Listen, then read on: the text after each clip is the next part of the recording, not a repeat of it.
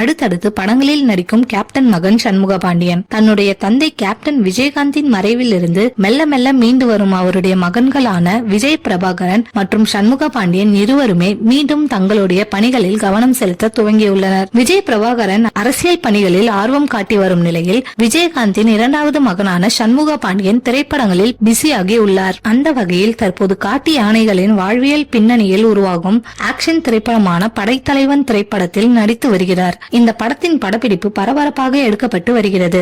இந்த படத்தை இயக்குனர் யு அன்பு என்பவர் எழுதி இயக்கி வருகிறார்.